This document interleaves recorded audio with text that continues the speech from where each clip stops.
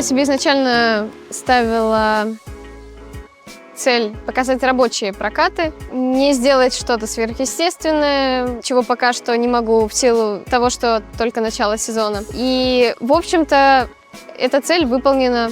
Я была довольно уверена на этих стартах. Как удалось поймать это? Это такой сложный вопрос. Если честно, я сама себе не могу его объяснить. Но я думаю, что в этот раз просто было какое-то душевное равновесие при подготовке к старту и на самом старте, в общем. Был ли хоть один момент, когда это равновесие можно было упустить? Да, я немного напряглась после того, как упала с четверного тулупа прямо перед прокатом на раскатке. У меня было очень мало времени, и я успела зайти только на один прыжок и выполнила его неудачно. И в этот момент я не могу сказать, что я прям сильно занервничала, но это заставило меня больше сконцентрироваться. Есть элементы, на которые я захожу более сосредоточенно и больше концентрируюсь. И, соответственно, в программе я знаю, какие прыжки у меня там менее стабильные, на которых мне нужно там лучше контролировать технику. И вот в эти моменты, конечно, мне чуть сложнее, чем в тех прыжках, в которых я уверена. Ты первая после короткой программы. Что делать, чтобы не расслабиться после этого? Настраиваться на обычный тренировочный прокат. Убеждать себя в том, что это не соревнование, а только тренировка. А как это происходит? Ну, прям буквально создаешь себе какую-то такую картинку в голове, как будто бы это, тренировка твоих навыков. В общем-то, просто как тренировочный прокат, как контрольные прокаты, возможно. Чтобы как бы не было ощущения, что происходит что-то сверхъестественное.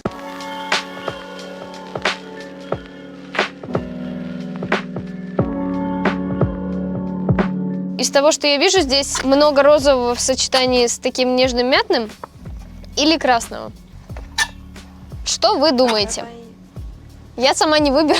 Нежненькое, наверное, тоже будет хорошо.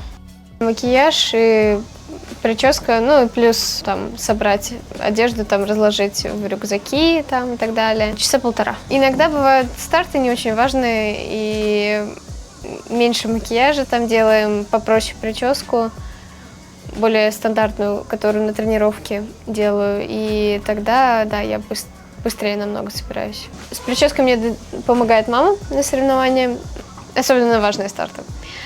Опять-таки, макияж. Знаете, до практики, наверное. Туториалы особо не смотрела. Это уже смешно.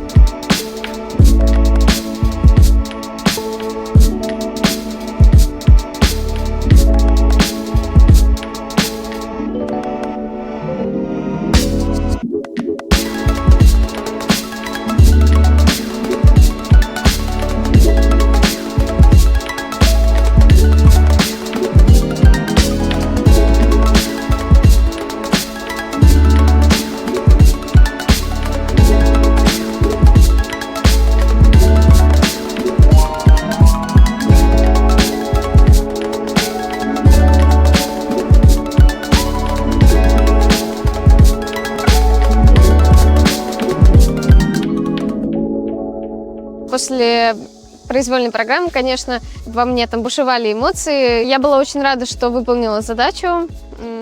В общем-то, проехала чисто, наверное, проехала так, как могу на данный момент. И это больше всего радовало меня. И я была рада, что там рады и тренеры, и команда. В общем-то, я справилась со своей работой.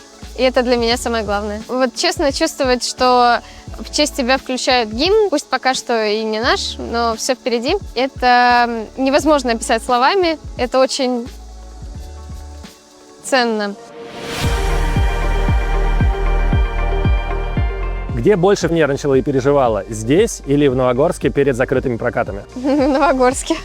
Потому что, не знаю, может быть, была менее готова, может быть, считала, что в Новогорске прокаты важнее, чем здесь. Не знаю, мне казалось, что больше сил вложено в подготовку именно к прокатам в Новогорске.